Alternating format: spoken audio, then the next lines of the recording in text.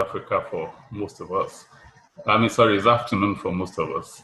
I'm really privileged to be addressing this webinar, and I thank you all for hooking up.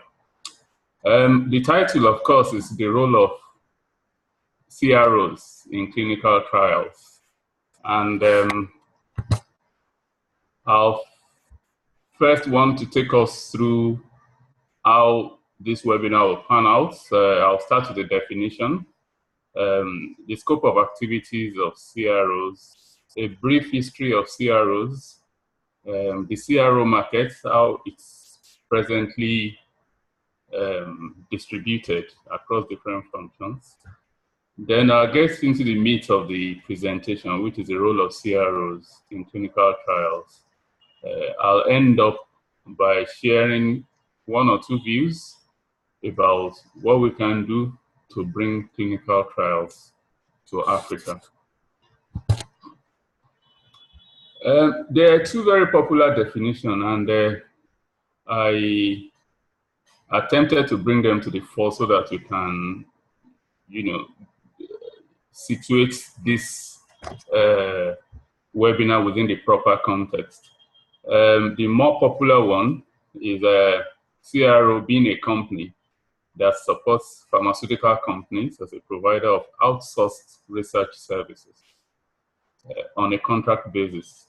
Services provided may include preclinical drug development services, clinical research and trials, commercialization, and pharmacovigilance. This is the CRO as a clinical research as a research organization, contract research organization. So its activities extends beyond just merely supporting clinical trials. But the ICH is International Conference on Harmonization. It's an NGO of big pharmaceutical companies, in the big pharmaceutical markets, United States, Europe, and Japan. But I think Australia, Canada are also included in this group. They define CROs as a person or organization contracted by the sponsor to perform one or more of the sponsor's trial duties and functions. Now, this is quite focused on the role of a CRO as an outsourced clinical trial business. But in the context of this presentation, when I use CRO, I mean them as a contract research organization, and ultimately we'll zero in on what they do in clinical trials.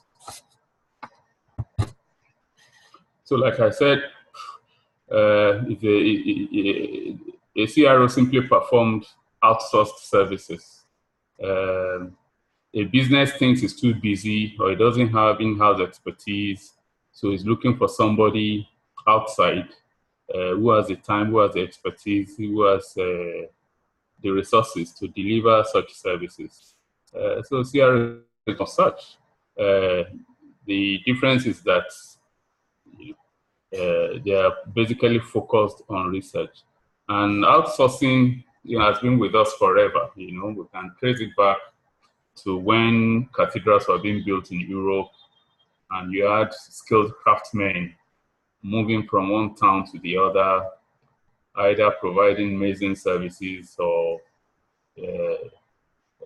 building statues and decorating buildings, as outsourced craftsmen. We've had mercenary soldiers fighting in wars for money, not for glory. We've had freelancers, present-day freelancers working out of basements, doing a lot of information, communication, and technology work all over the world. All these are examples of outsourcing, and CRO is just a CRO is just one of them. So drilling down further on what a CRO will do in the context of the pharma industry, they will do preclinical work, drug discovery and screening, assay development, ADME studies, gas absorption, distribution, metabolism, and excretion studies. mainly in animals in this context, formulation development, biopharmaceutical development, toxicological studies. They also do clinical trials in humans, phase 1, 2, 3, and 4 clinical trials. They are very, very heavily involved in product registration, compiling data, developing dossiers, filing with regulators, following up, mainly to get either new drug approval or marketing authorization approval. Then post-commercialization too, they are becoming very, very important because pharmacovigilance is becoming mandatory in most markets now. Every product that is launched, there must be a platform supporting post-market surveillance, which basically what pharmacovigilance is about. But beyond that, a lot of health systems these days, they are beginning to ask for proof of efficacy before they make payments. So that's making pharmacoeconomics very important, quality of life measurements, and there have been an emergence of a number of CROs that are focused on this, measuring the actual value that a new agent is delivering compared to existing therapies, and that's in the area of pharmacoeconomics. The chart to your right is simply showing how these functions are distributed in the market. And the summary of it is that phase 1 to 4 clinical trials still the bigger chunk of the market, and all the others are shared among many other functions. So I'll quickly take us through a history of CROs, where we started from and where we are today. I think they came into, well, we came into realization of CROs before the Second World War, with the advent of drug therapy as we know it today. The CROs we had in the 1930s and 1940s are one-man labs, providing animals to test medicines before they are launched into the market. They are very often very small labs, one-man labs. Okay.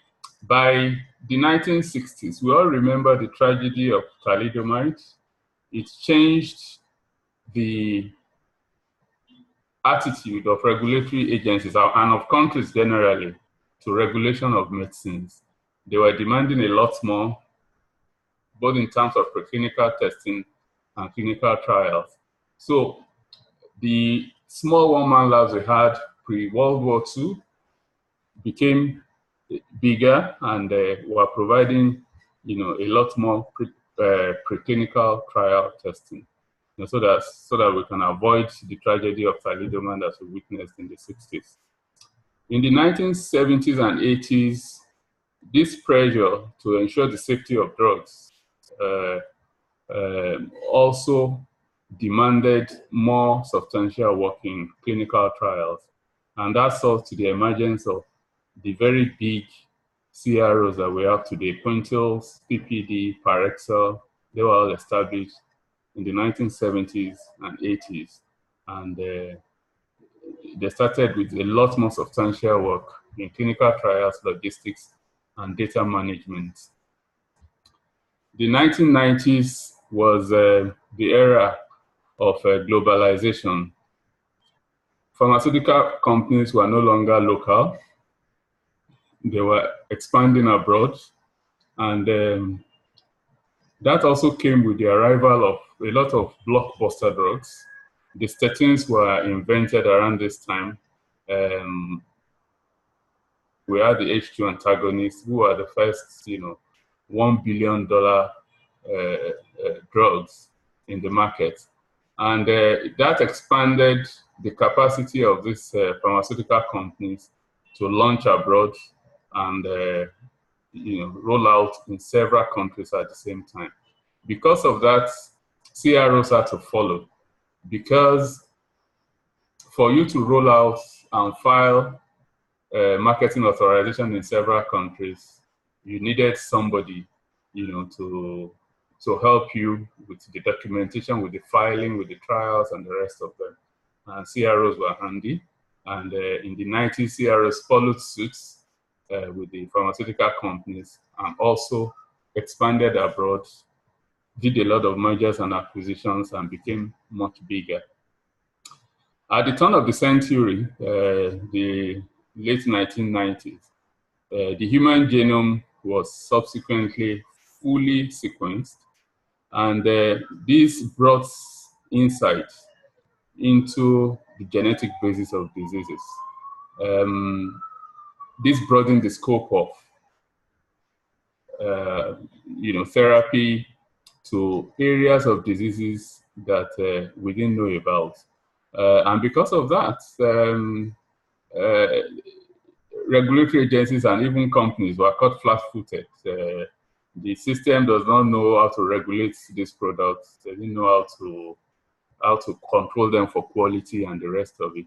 And CROs became handy because they could reach out for expertise in different areas of endeavor and guide regulatory agencies and businesses, to this new area of agents of therapy. But beyond that as well, there was also the cost pressure that was beginning to force pharmaceutical businesses to look at their business model generally. And they were putting pressure on the CROs, that they too had to reduce costs. And because of that, it led to the expansion of CROs into Europe and Latin America and Asia. There's palpable growth in those markets yet. Apparently, it is Africa that's the last frontier, and we're hoping our efforts in this consortium will be a harbinger of the growth of the CRO business in Africa. So what does the market look like? The market is presently, the total clinical research market, sorry, that's not clinical trial market, clinical research market is about $40 billion, and it's going for the past 4 years at an annual compounded rate of 5.6%. Pharma has been growing at about 2%. So that shows that, it's growing faster than pharma, and pharma is beginning to trust CROs with their research functions, across the entire scope of it. And like I also mentioned, clinical trials is beginning to move into emerging markets, both for cost and diversity of disease pool, and the ease of patient recruitment as well. The chart to your right is simply, making the point that the clinical trial market is growing, one, and in clinical trials, phase 2 and phase 3 occupy the bigger chunk of the market for CROs. So still setting the context, I want to discuss the drivers of outsourcing. And this is what this slide is going to help us with. Outsourcing and growth of clinical research organization has been pushed by certain drivers. One of them is biotechnology.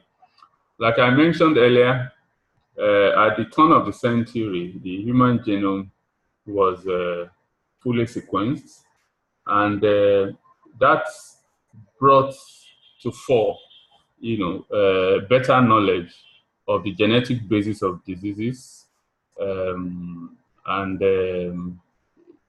different kind of agents that can be used to treat diseases that were being ignored. Diseases in the areas of viral infections, autoimmune disorders, and cancers. The agents that are being used are very, very different from those of us scientists who trained in the 80s were very similar I mean, we're very, very comfortable with. In the 80s, those of us that graduated then and before, we were comfortable with small molecules. We could analyze them. We could control them for quality. We understand generics, and so also were the regulatory agencies.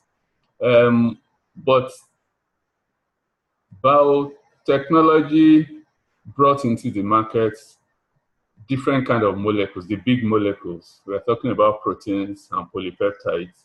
And of course, presently, we're even beginning to deal with therapies that involve, old cells, like in stem cells and, gene editing. You're using old cells. This created a challenge because the entire paradigm that regulation and quality assurance depended on had to change. You couldn't manage a protein the way you manage small molecules. Regulators were not prepared. The pharmaceutical industry were not prepared. So it behoves on everyone, the entire system, to devolve to those who are the head starts in in the understanding of this kind of molecules, and they were the CROs. They could reach out to expertise in different areas. And in summary, the explosion in the market for biotechnology products had also, a huge need for CROs because of the kind of expertise they can bring into regulation and management of big molecules. Of course, coming alongside,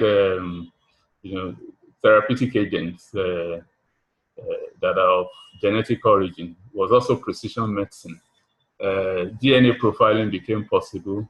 And of course, another field of study, pharmacogenomics, became more prominent. And because of this, diseases that were afflicting a small number of people, came within the realm of interest of researchers, and several agents were coming up, and CROs had to be brought in to roll out this kind of agents globally, because it is then that will make economic sense, and very few companies had the capability to do regulatory filing in several jurisdictions all over the world at once. So it became very, very convenient for them to call on CROs to help them with this kind of things. There was also the need to maximize commercial objectives within tight lines. This is for big pharma. Pharmaceutical companies, immediately they file a new drug application, the clock starts ticking, and the 16 years patent period, was a window they had to exploit to achieve all their commercial objectives, recoup all the expenditure on research, and achieve other investment outcomes. This required that they roll out in several markets at the same time, and very few of them had the infrastructure, had the resources to do it on their own, and they had to rely on CROs to help them. The need for flexibility and responsiveness, this can be very, very important. Sometimes what a research starts with is not what it ends with. And one thing I can use to illustrate this is the development of Viagra. It was started as it was being investigated as a therapy for a heart condition. But in the course of trials, really, it was found that it had good activity in erectile dysfunction. Now, this kind of situation would challenge any company, because you needed to update the data you filed with the regulatory agencies. You needed to change tack, and without CROs working with you, this would have been challenging to do over several geographies. The need for homogeneous results and data. Yeah, companies are going global. They are testing their drugs in places as far as from China to, to Finland. In spite of the differences in geography, in genetics, in culture, the results that will be presented to the regulatory agencies have to be homogeneous, because they have to launch in those markets, and the regulatory agencies don't have, they don't like what they classify as foreign data, data obtained from populations that are foreign to their jurisdiction. And to ensure this homogeneity of results and data, CROs, as enforcers of methods, will ensure that whatever is being done in different countries is comparable and it is the same, so that we can have a result that has integrity all over the world. Another driver of outsourcing is the need to ensure uniform standards of quality and practices all over the world. Like I said, trials are often rolled out globally. I dare say ICH, that's the International Conference on Organization and the good clinical practice, has ensured that standards are uniform and of similar quality. But at the level of generating generating data or performing this trial, a CRO can be very, very important to ensure that the same thing is being done globally according to the protocol that has been shared, and the data they are generating has integrity. Lastly, a lot of companies that are dealing with new agents want to maintain confidentiality. They want to approach regulatory authorities, for instance. They want to conduct surveys, for instance, and they don't, without disclosing, the identity and the identity of the agent they're investigating. They work through CROs to ensure that, this confidentiality is maintained. So this summarizes the drivers of outsourcing, and all of them are coming together, at the same time, and it's driving the CRO markets in the healthcare sector. Now, to finally set the context for this webinar, I also want to talk a bit about characteristics of resource challenge settings. This webinar doesn't talk about role of CROs in clinical trials in Africa, but given our objective as a consortium, I want to assume that it will be okay to focus on the peculiar challenges that the CRO can face and can help with in managing clinical trials in Africa. And Africa is an example of a resource challenge setting. The kind of resource challenge that we face is poor infrastructure. In Africa, you can't take uninterrupted power supply for granted. And in a few trials that I've oversighted, we provided 3 levels of backups for power. The grid, generator, and solar panels, just to ensure that the integrity of the trial is not compromised in any way. Cold chain, maintaining cold chain where it is required, where you need to keep tissue samples or blood samples, can also, or even the agent you're investigating, where you need to keep it at particular temperature, can also be a challenge. But time and again, in trials that I've oversighted, we've been able to maintain it, and there are companies that are able to to provide a validated cold chain. Environment of work, you know, we can't take it for granted like it's done in other climes. Clean water, you know, all those little irritations. But they are the kind of thing we see and the kind of challenges we manage. Industrial relation crisis, we're all very familiar with this. People who work in the health sector think the best way to get the attention of their employers is by going on strike. This year alone, some health sector workers in Nigeria went on strike for 7 weeks. In Kenya, they were on strike for, I think, 3 months, spilled over from last year. So it's a regular thing. It can affect a trial. You know, I'll be discussing how a CRO can help mitigate this kind of challenges going forward. Resource challenge settings also have problem with expertise.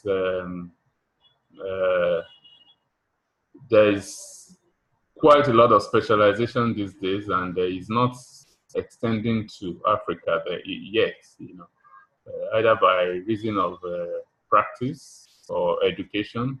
It's not as available as we have it elsewhere. Political instability, well, at the level of national governments, we're beginning to see a lot more stability in Africa. Fewer coup d'etats, fewer violent changes in government. But beneath that, there's still a bit of impunity that leads to instability in administrative systems. You know, the leadership of the Ministry of Health can be changed at a moment's notice. Leadership of hospitals can change at a moment's notice, and this leadership of regulatory agencies as well can change very quickly. This also has implications for clinical trials. And I've cited a trial before where the principal investigator was made a Minister of Health, and you know, that threw up an interesting challenge. Standard of care. In most of our hospitals, because resources are limited, standard of care often is, there's a lot of improvisation. And that affects standard. It's not like, you know, one will expect in normal settings. Lack of treatment or therapy. In some observational studies where a patient starts off with a particular agent, it may run out of stock, and nationally it may not be available. I don't know if any protocol has been designed to cope with that kind of challenge, but it's the kind of thing that sometimes we see and we must prepare for in control settings like clinical trials. Follow-ups, for whatever reason, you know, trial participant may refuse to show up, we must be able to anticipate and minimize the possibility of dropouts, you know, during clinical trials. Ethics, because hospitals and those who work in them are seen as authority figures, people don't assert their rights, and the legal environment of practice also doesn't help a lot. So sometimes there is some compromise in the ethical standards, so in the ethical environment in which treatment is given. And we must take this into consideration when monitoring trials, so that there is no violation of ethics. But in the midst of all of these negatives, there is a huge positive, and that is that in most resource challenge settings, there are large populations, there is a large pool of participants, huge diversity of diseases, low costs of recruitment of participants, and this will make this kind of environment very, very attractive for trials, if only we can mitigate all the challenges, all the risks that come with these challenges. And we're doing that. We're able to do that quite well. And most the agents that are most placed or best placed to do it are the CROs, because on a day-to-day basis, they're the kind of challenges that they cope with. So, having said the context, let me now come specifically to the roles that CROs perform in clinical trials. Number one is local knowledge. A CRO is entrenched in the local environment. He knows cultural practices, knows about the language and the impact they could have on trials. And I will explain a few of these. Let's look at cultural practices. Over 50% of most people in Africa are employed in agriculture. Agriculture in Africa is rain-fed and it's subsistence, such that it influences migration, throughout the year. During the planting and harvesting season, people are in the country on their farms, planting and tending their plants. When the rains are gone and it's the dry season, they all move into the urban areas, working as motorbike taxi riders or security men or factory hands and the rest of it. Now, a CRO will be able to foresee this and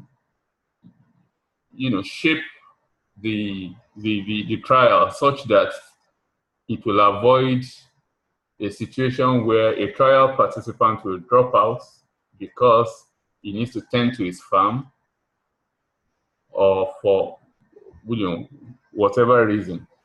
So these kind of cultural practices are quite important to take notice of, and CROs are very, very sensitive to this. Religious practices, during the fasting season, it's difficult, for instance, to tell a Muslim to take any medication 3 times a day. CROs are also sensitive to this because of their local knowledge and will guide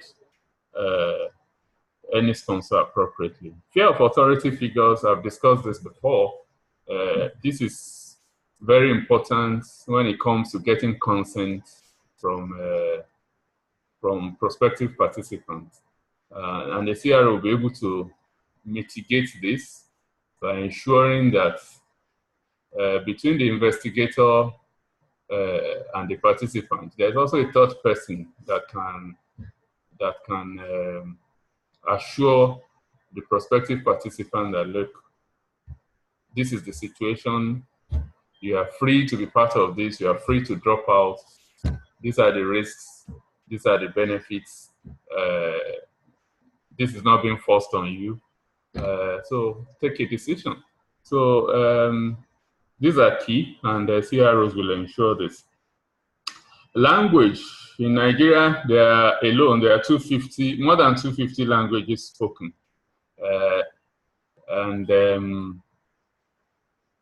In recruiting participants and getting consent, it is required that participants must be read the consent document in the language they're very comfortable with. Well, the implication of this for the requirements of local translators is obvious. And CROs, having worked in different settings with such diversity of languages, can make this a very, very seamless and smooth exercise. The third one, talking about local knowledge, is composing the team of researchers now, or investigators. This may sound moot, but I've been part of I've oversighted a trial once where some of the researchers we took and put together in a team, either because of professional rivalry or personal animosities, just cannot sit in the same room. They can't work together. Now, I'm sure a few of us will remember one or two people that in our institutions that are like this. So a CRO will know this kind of situations can arise, and ahead of time can quickly sound out people who should know and ensure that you don't get the wrong people into a team to make for a very, very smooth trial of it's very, very smooth project. A CRO also will spot problems before they arise. That's, I've spoken about industrial relations. They take time before they crystallize, and the CRO will know ahead of time and prepare for it, and make sure the trial is not impacted very badly. So another role that CRO play in CROs play in clinical trials is providing time and expertise. Most sponsors have their what I'll call day job in quotes, and often they cannot build the expertise, the time required just for the project of doing a trial.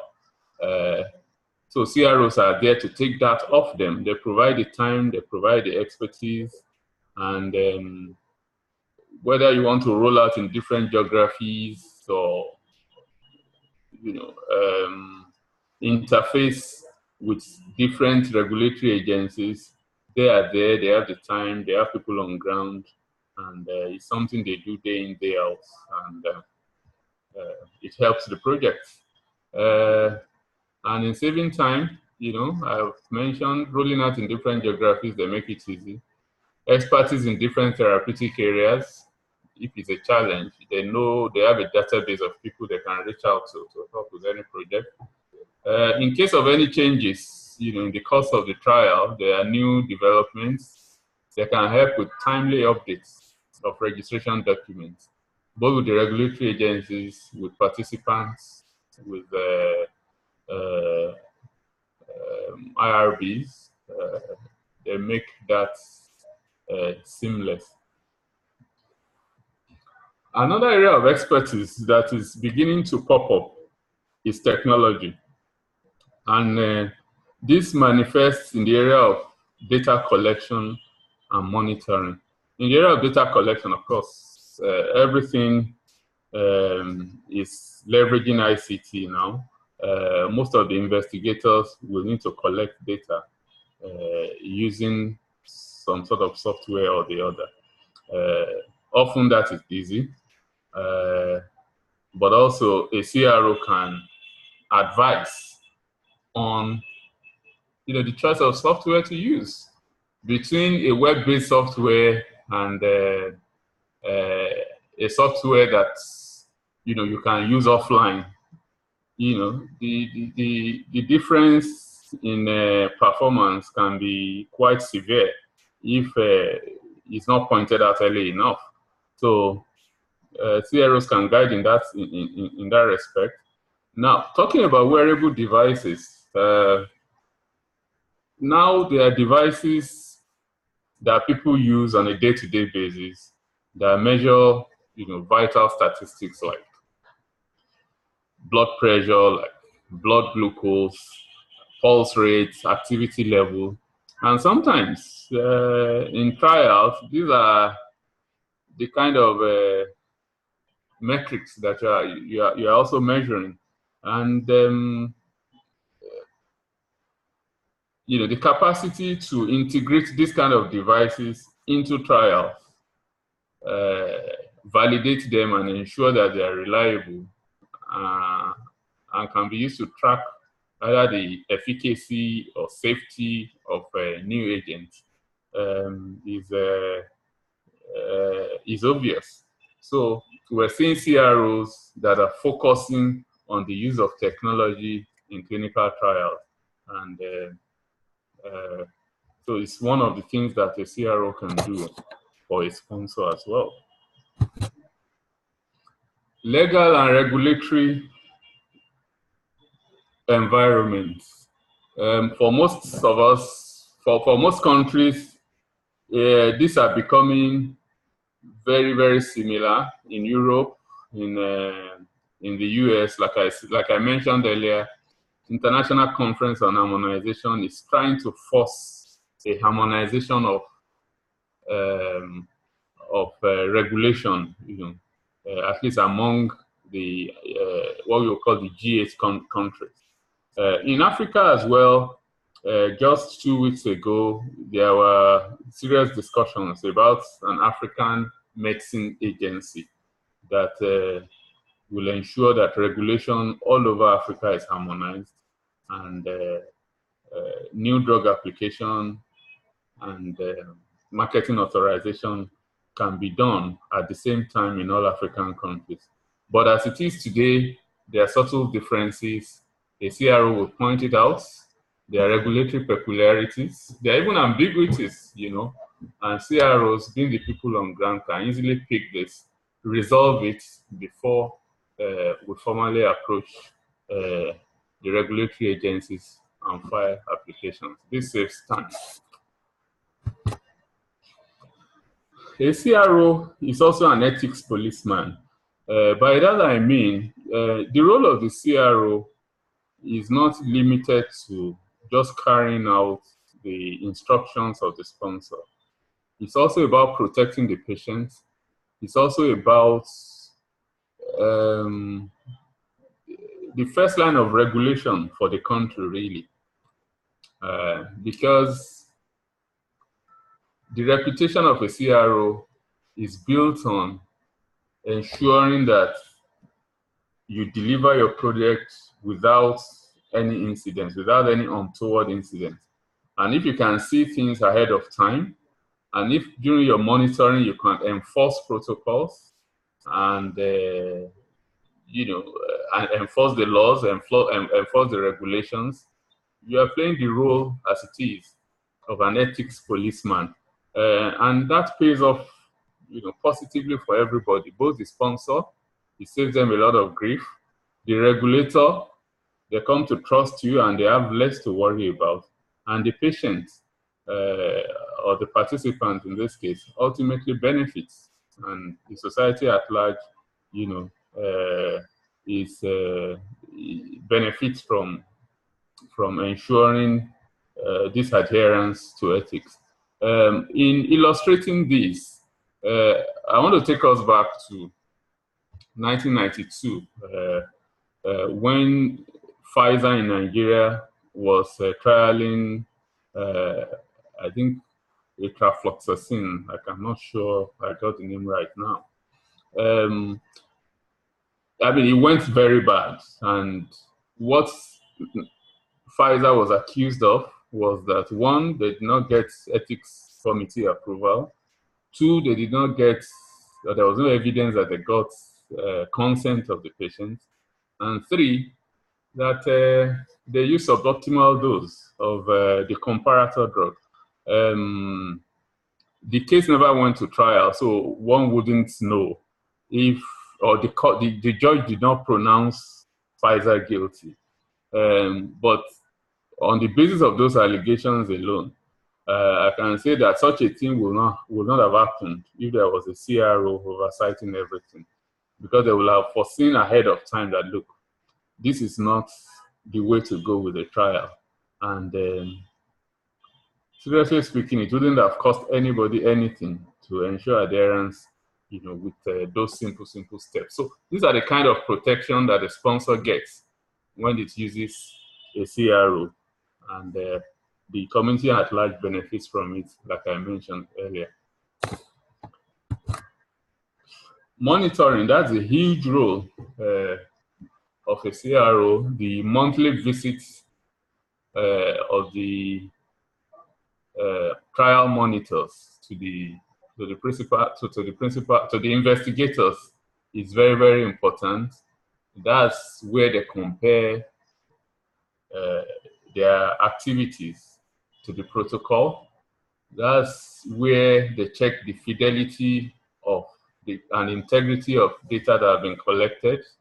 That's where they ensure that all technologies are working, all infrastructure are working, they are validated, and they ensure data is promptly transmitted. So it's the core function of a CRO, monitoring.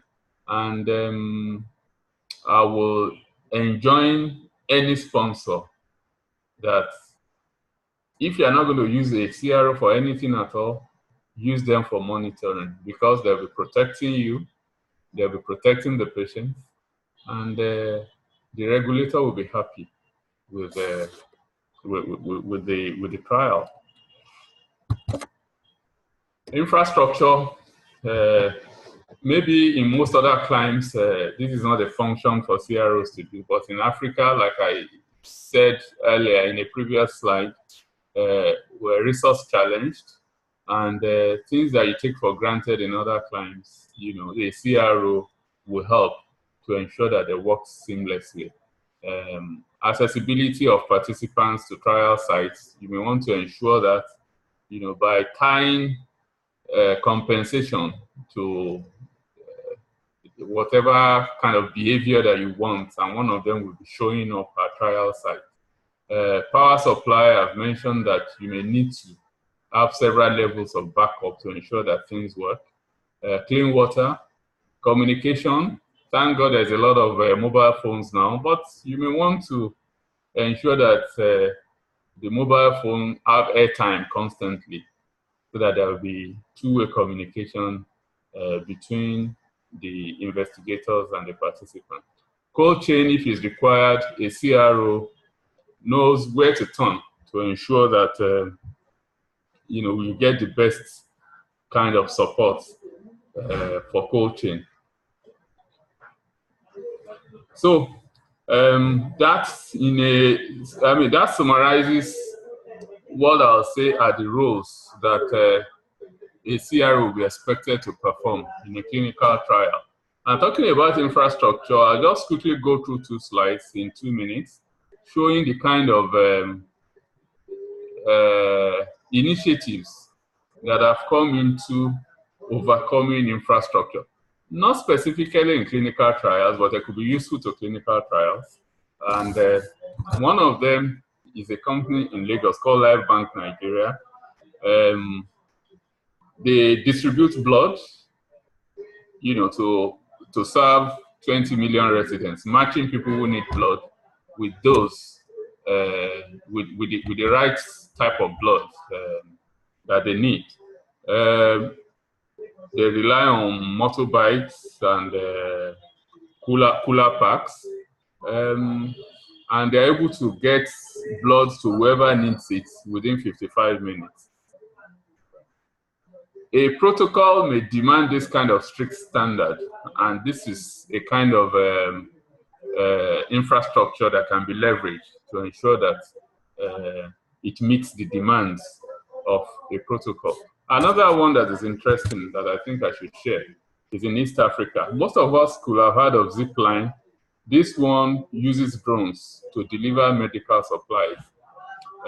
On a single charge, this drone can travel 150 kilometers and can carry cargo of 1.5 kilograms.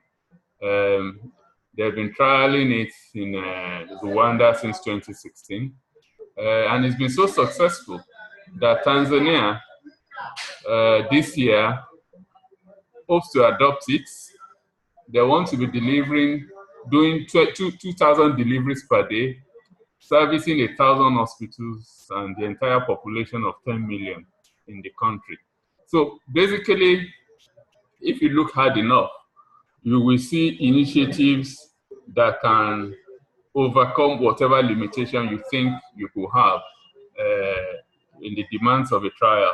And a CRO knows where to look to get this kind of thing. So, ladies and gentlemen, in the last 50 minutes or so, I think I've been able to share with you my thoughts about what a CRO is, what the market looks like, what the challenges of clinical trials are in Africa, and what role a CRO can play to ensure that clinical trials are delivered according to protocols that will meet the need of the sponsor, that will satisfy the regulatory agencies, and will benefit all the participants.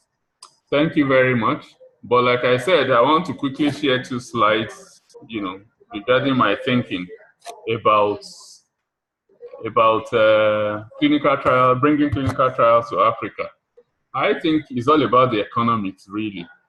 This chart is showing us that USA, or North America and Europe, constitutes 75% of the global pharmaceutical market. And Latin America, Sub-Saharan Africa, and Southeast Asia constitute just 12%. So if you are a business manager and you are rolling out a new drug and you want to trial it in markets that are most promising, you probably will look to Europe and North America first. And that exactly is what we see. That exactly is what we see. But then the pool of Africa and Asia is becoming irresistible, the low cost and the high population. And ultimately, we'll be able to draw the attention of those who trial medicines and bring them to Africa. But beyond that, we can pluck the lowest hanging fruit first, okay? The not-for-profits, government agencies, research institutes who also sponsor studies, we can approach them because here, their own objective is not economic. If we can attract them and encourage them to come to Africa or approach them, we will easily, we will easily draw them to Africa for the reasons I've stated earlier. And if we can develop a pipeline of trials for the next 5 years, we at Savante, we can develop a business case, lease a site, approach several state governments, get those sites certified for clinical research, and we can slowly start, implementing clinical trials that we can use as a test case to sell Africa to the clinical trial community. So, ladies and gentlemen, thanks for your time for the past 1 hour. I'll be willing to take questions if there are any. Thank you very much. Thank you so much, Mr. Solarin. And again, if anyone would like to ask any questions, just make sure your mic is unmuted and feel free to ask your questions now.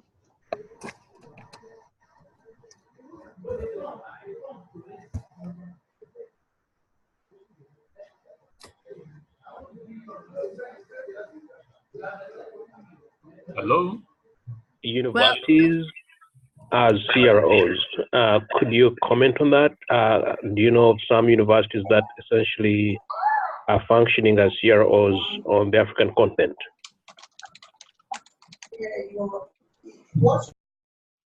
Sorry, can you repeat that? Or Kim, can you help me with that? I didn't quite get it.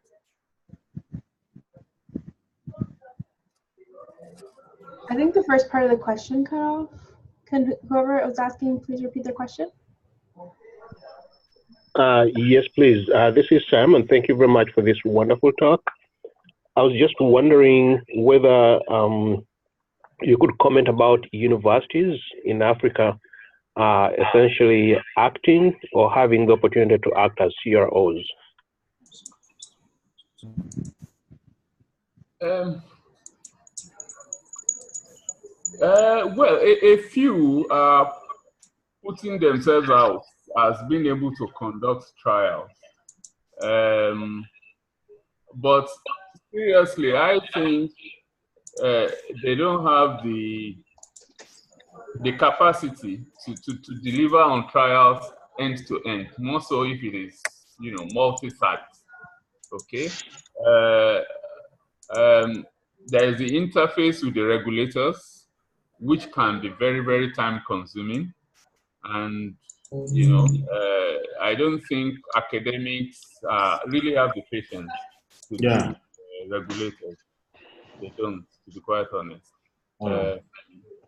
And then of course, there are issues of logistics as well. Moving stuff from one point to the other, following up with participants and the rest of it.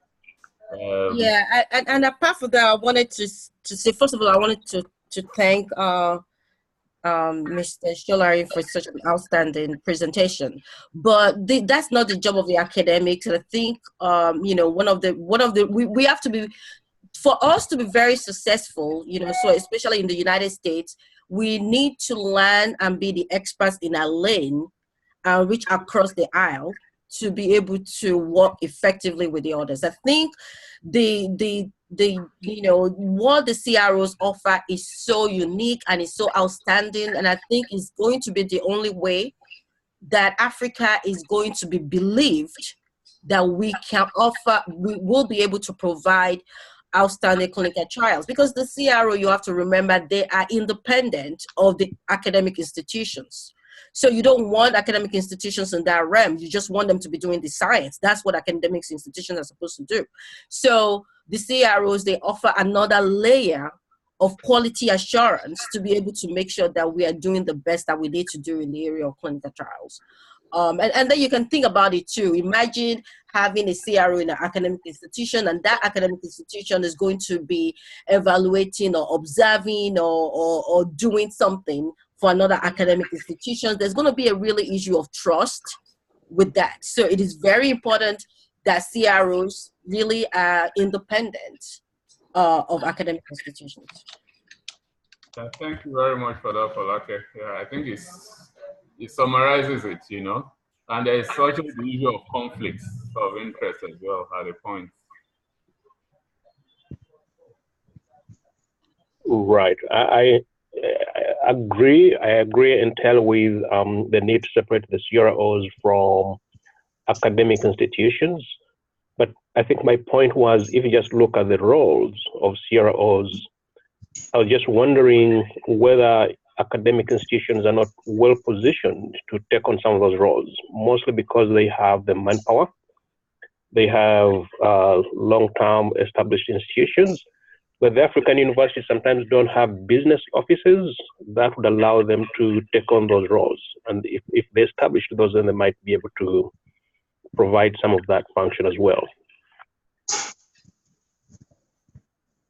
Well, I mean, to wrap this up, I'll just say, Shola, could I quickly say, and I'm in the academics, so okay. I don't want it to sound as if you are being a proponent for a CRO being independent. I've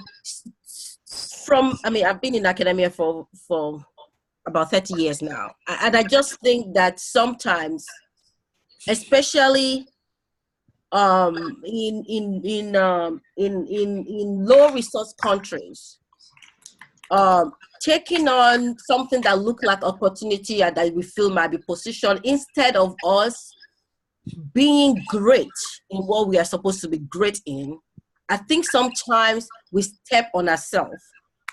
So for example, with that consortium, what I'm very passionate about in working with the institutions within that consortium is for them to become centers of excellence for a science disciplined area. Is very important, because that's what academic is based on, you being able to teach, being able to do scientific discoveries, and being able for you to provide service.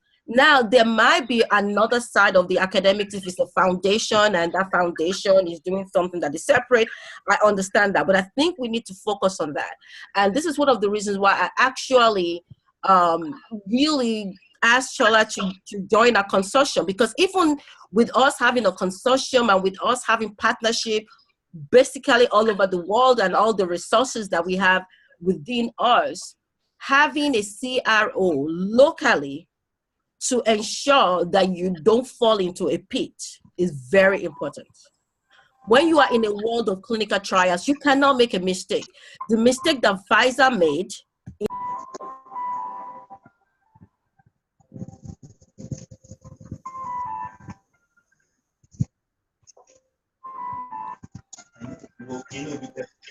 Paula, can you see there? I think I muted myself, sorry, by mistake. So I don't know why I stopped, but what I was saying is that staying in that lane and making sure that we are best on what we are doing. I'm going to tell you, I can say relatively I've been successful in my career. It's because I've stayed in my lane. And you just don't jump ship because it just sounds like an interesting thing to do. Academia focus is teaching, scientific discoveries, and the community. So if I would prefer the academia uses its resources for scientific discoveries and reach outside the aisle to be able to collaborate with CROs to ensure that things are done very well. I'll give you an example.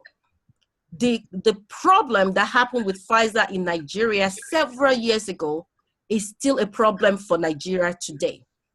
Okay, it's still a problem.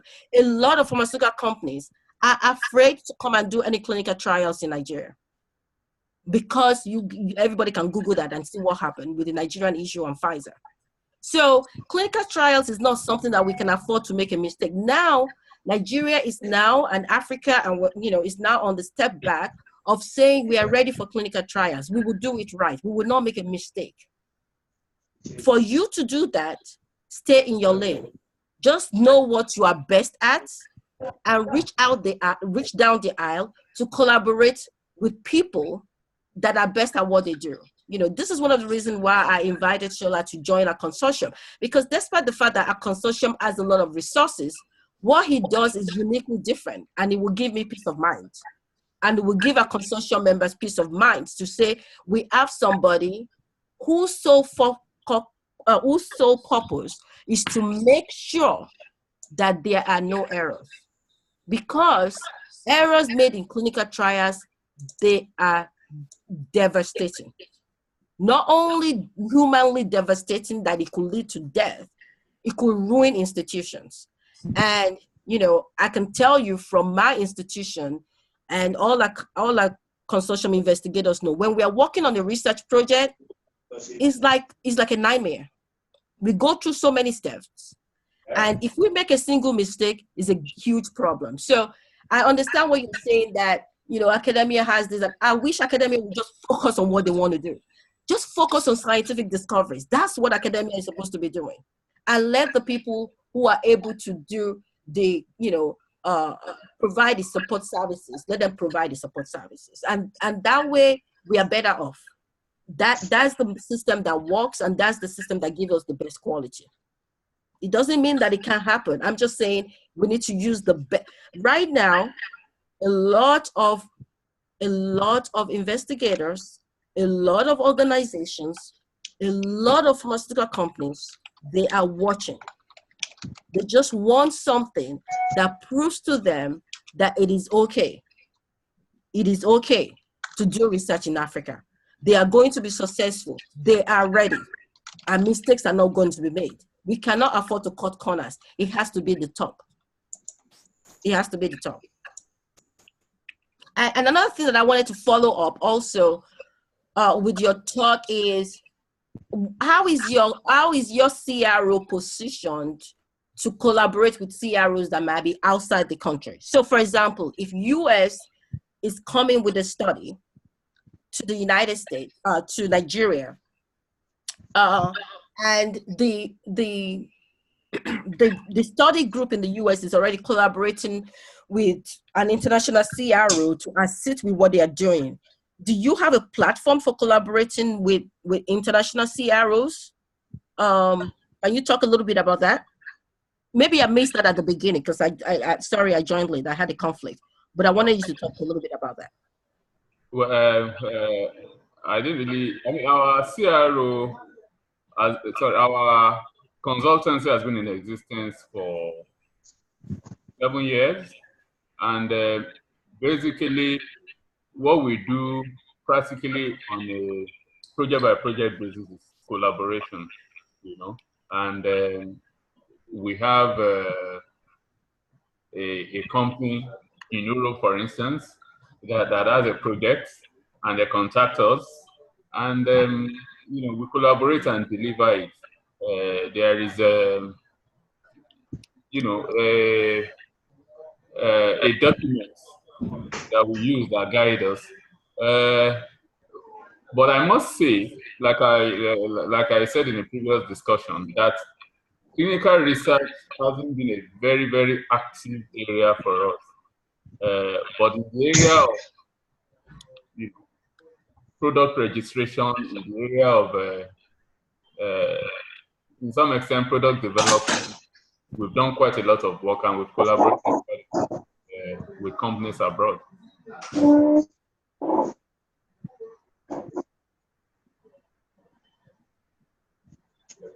Hello, are you still with us, Falaka? Yes, I am. Thank you. I have what you said. Okay, so I just wanted to let me unmute myself. So my name is Omolara Faturegum. I wanted to actually thank you for that beautiful presentation, because I mean, I think that's one of the things that we need to get clinical trials running in Nigeria, because when you look at the population of patients in our hospitals, even the clinicians are overwhelmed. And a clinical trial, this is patients involved, ethical issues. We just need to get it right. And so that's why we need, like Professor Dejino said, that extra layer of quality assurance. And when you look at the universities now, maybe because we haven't been doing clinical trials and really, much clinical trials in the past, the structures on ground are not yet strong enough to stand alone.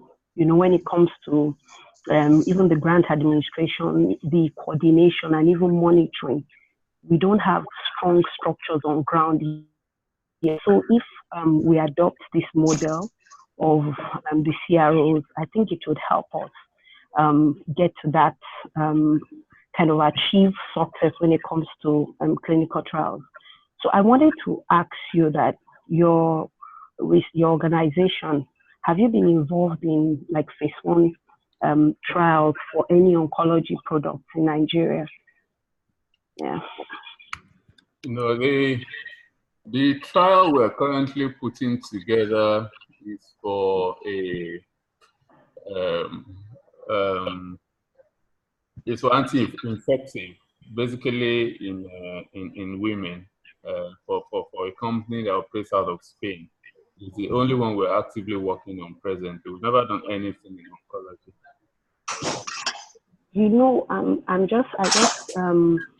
There are a lot of, most of this herbal formularies that come in, and patients, they're so expensive. Patients buy them, and they claim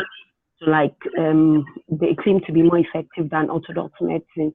I'm curious about toxicity profiles, for even these drugs.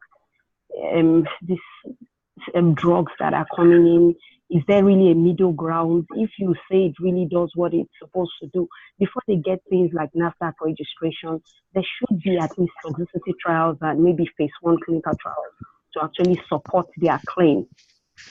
So that's what I wanted to know, if you had any experience in, phase 1 drugs with regards to oncology in Nigeria. Yeah. Yeah, Dr. Faturegum, you hit the nail on the head. I mean, that is like a no-brainer, right? You would think that we will protect our population by making sure that we at least do that, because everybody has different, you know, we all have different DNA profiles, and it's something that works perfect in somebody else could lead to toxicity in another person. You know, I'm not sure whether you were here for the very first webinar that we had. I'm not even sure whether we had that the data that we currently have. So we have some of our trainees at University of Florida and our research coordinators in Nigeria, actually, they just completed a project that essentially looked at all the clinical trials that is being done in the whole of Africa. And we have maybe 2 in Nigeria, 1 or 2 in Nigeria. You know, there's a lot going on in Kenya, Uganda, and whatever, in the area of oncology. So if you only have 2 ongoing on in the area, we haven't delved into what those trials are to even see. They may be observational studies. They may not even be phase 1, phase 2 study, right? So I don't think there's anything on ground that is documented right now that is going on in Nigeria, or there's some that are going on in South Africa, and I think Egypt or Morocco was the next highest. But most of the sub-Saharan Africa is just is dead with response to what you're asking. So if it's not going on, that means the expertise is not on ground, right? That's the problem. And it's interesting because I'm here at the University of Cape Town working with Professor Denny. Professor Denny is one of the real, you know, great scientists out of oncology in Africa, who has been doing a lot, especially in programmatic clinical trials within the community. And she actually just explicitly told me the company wanted her to do a clinical trials, and they told her that even you don't have enough experience to do the clinical trial. If she doesn't have enough experience to do the clinical trials, who has enough experience to do the clinical trial? So we are kind of like in a visual this cycle of terribleness, in which some of the pharmaceutical companies want to take the tentative step of coming, but there's nothing on ground that gives them confidence to come. So which means that these countries have to first of all invest in themselves and get the infrastructure, the expertise, and the resources ready for these companies to come, because these companies don't want to be the ones doing that investment. We're going to be sending out the survey that is going to be a general assessment of trials, resources, infrastructure, and expertise in Africa, hopefully within the next 2 weeks, which will give us a pretty much good idea of what is on ground. But currently right now, as we are speaking, we were only able to find about 80 oncology clinical trials in the whole of Africa, about 80. And that is through a comprehensive search of clinicaltrials.gov, of looking at WHO database, looking at hospital data of different institutions. We had 19 people that worked on this. So this is the best. What we currently have is the best of the data that we know about oncology clinical trials. I mean, a whole continent of how many people? 80 clinical trials. But I think the pharmaceutical companies should watch out for us, because if we don't conduct those clinical trials, we'll never get the experience. And so they need to we need to start doing it. And I think we're going to do it, because there's a lot of interest coming in, and I'm so positive about the future. Yeah. We have CROs coming up. We have passionate investigators coming up, and all we just need is just to get our hands on it. And that is the exact point. And that is the exact point that you just made. They have to see what they see in high resource countries to make them feel comfortable. That you have the academics that are ready, you have the infrastructures are ready, you have the resources are ready, you have the experts are ready, you have CROs that are there that are going to help you beyond. You have that. But let me tell everybody one interesting thing that came out in the clinical trial study that was just completed by some of our outstanding students in Florida. Guess who are the people that are mostly funding the trials in Africa? US institutions. You will be surprised. Maybe there are 5 pharmaceutical companies. Most of the studies are funded by US institutions. They are funded by Duke. They are funded by University of North Carolina. They are funded by Harvard. That is ridiculous. But it is good because it's showing the collaboration among institutions in the high resource countries, and it's showing that they are willing, in fact, those institutions are more willing to invest in Africa and build the infrastructure in Africa than the pharmaceutical companies are. For example, if I can chip in 1 or 2 words here, like I said in my last slide, it's about the economics for the pharmaceutical companies. If my experience is that if, for instance, they develop a product that has massive prospects in Africa, they will come here, or they've been coming here to do clinical trials.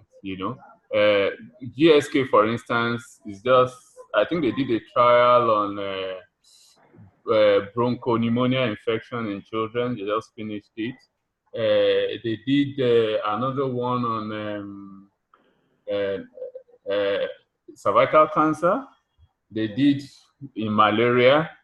But the way they are going to exploit this is that they will go to United Nations agencies, maybe WHO or UNICEF, and tell them, look, why don't you buy this stuff and donate it to Africa? Or meet Bill and Melinda Gates Foundation and say, buy this and sell it to Africa. That's the way they recoup their money.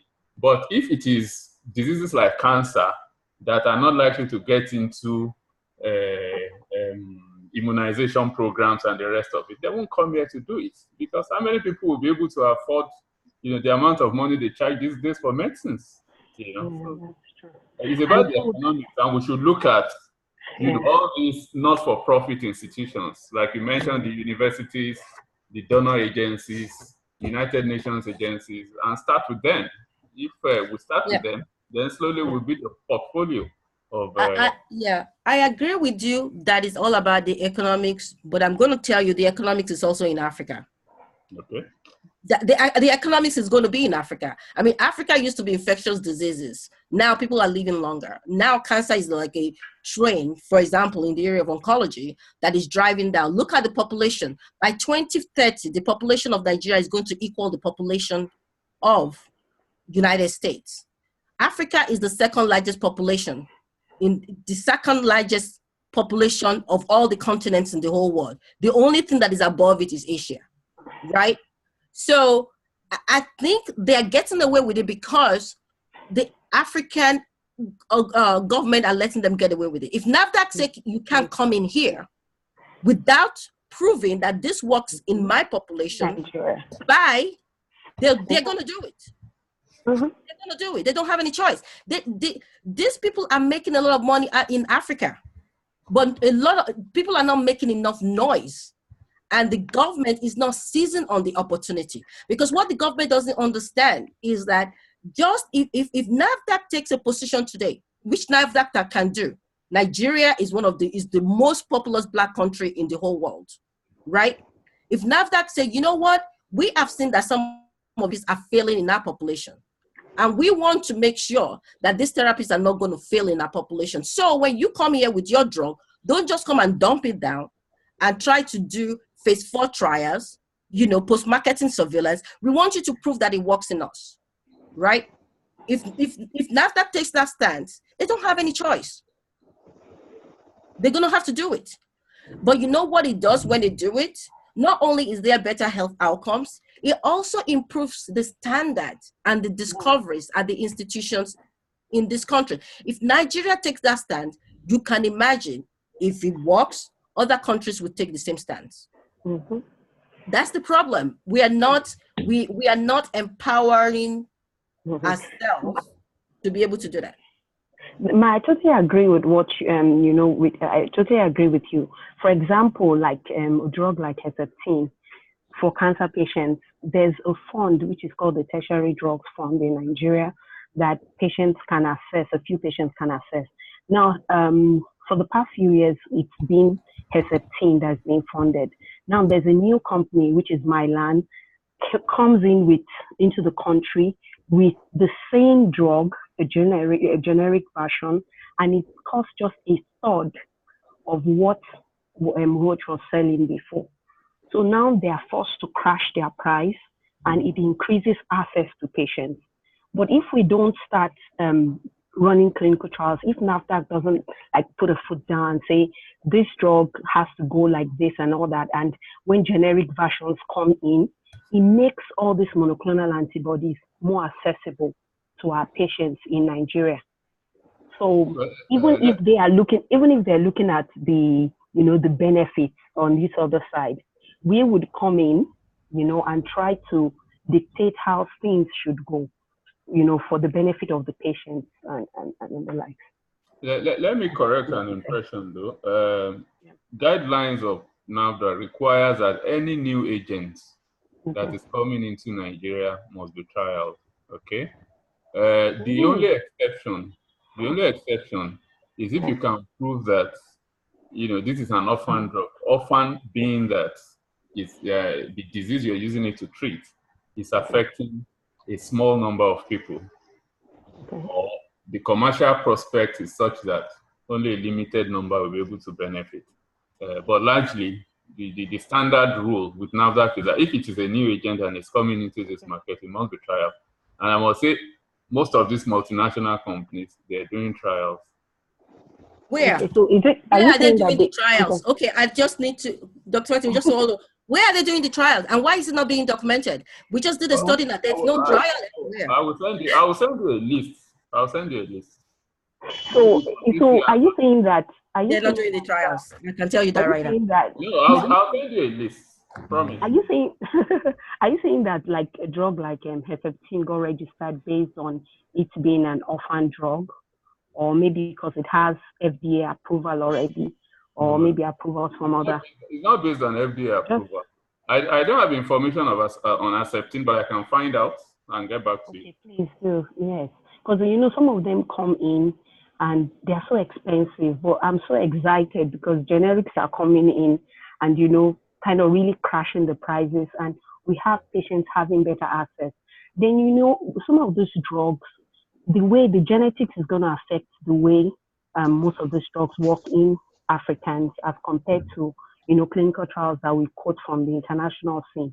So having clinical trials done within our own system would help us with things like dosing, toxicity, and all that. I mean, the benefit of clinical trial is very, very obvious. Okay? Yeah. The challenge now is how do we attract more? Yeah, we will. Yeah, tell NAFDAC. If you talk to NAFDAC, NAFDAC will help you to attract more. Yeah. Maybe, I can't even have, we could stay here and argue forever, but I'm just saying, I mean, these are the questions that we posed during the clinical trial summit last year. I posed some questions to NAFDAC officials and they didn't have any answer. I asked them, I said, why are you not insisting that these pharmaceutical companies have to do trials? She said, oh, if they can prove that it is it has efficacy and low. I said, in what population? What they're doing is that if they can prove it, if they just assume that once you've taken it, once you've done it in Europe and once you've done it in North America, that everything is okay, you can bring it, and then they would put in a packet that says we're just going to do post-marketing surveillance and see how it hurts people in the population of Africa. Now, let's just think about it, and then I'm going to shut up because I'm getting very passionate about this. But when you think about it, something that has never even been studied, and then you're doing post-marketing surveillance. Where is post-marketing surveillance going to work in Africa? Is it when somebody uses a tablet, something happens to their niece, and they think it's somebody's stepmother that did it, that they're going to link it to the drug? They're not even going to link it to the drug. So how do you even confirm phase 4, in a typical Nigerian population? Nobody is going to link into the drug. They are not even educated or empowered to say, look, if you use this drug and you are feeling this way, call this number because that may be the problem that you're having. It works in the United States because the United States populations is well educated about how to link drugs to possible adverse events. Okay, so I'm trying to think in Nigeria, let's just assume, because I know, I'm just giving this example. This cuts across, anybody can answer this. In Africa in general, what system is in place? I know that they are now called NAFDAC, but is there truly a system in this place that empowers a patient to link the drug that they have just taken to the adverse events that they may be experiencing and then call? Because I honestly believe if this was a great system, those call numbers will be flooded. They will be. I think from the clinical setting, some of the, for example, like Zeloda, it comes with a booklet. So everything still falls back on the clinician, you know, when the patient has side effects. So there's really no central, maybe helpline or whatever. It's just the booklet, you go through it. If you have side effects, you come back to the clinician. Then sometimes they come around with post-market surveillance questionnaires for us to fill. And basically that's what we have in the clinical setting. Yes, but okay, so if other people how does the patient link it though? How is the patient empowered to link that adverse events to that drug? That's the basic line. I understand what you're saying. Let's just even like. Can I say one or two things? I'm going to shut up now. You guys can wrap up. Well, the direct answer to your question is there is no way, to be quite honest. NAFDAC has a directorate of pharmacovigilance, but the way it is designed is such that information is supposed to pass from healthcare providers straight to NAFDAC. Okay? So what they say is there's a yellow form that all healthcare providers should have on their. But like you said, the person that is feeling the adverse event is the patient. So supposing he's at home and is experiencing anything, there's no, he has to revert to his healthcare provider, and probably he's not interested in that. In most other countries, I think Kenya, for instance, they require that you put a phone number and contact details of a company on the packaging or the insert, so that it's not even for the patient to decide whether or not the adverse event is related to the drug. Once you experience any adverse event, just call and tell them, I'm experiencing this. Now it behoves on the company to investigate and now say it is linked to the drug or not.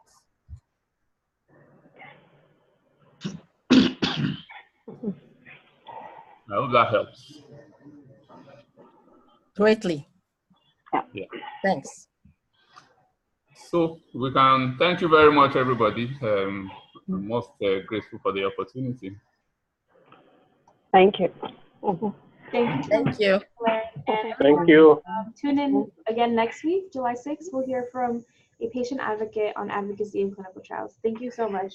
Have a great weekend. Thank you. Bye-bye. Thank you. Bye-bye. Thank you very much.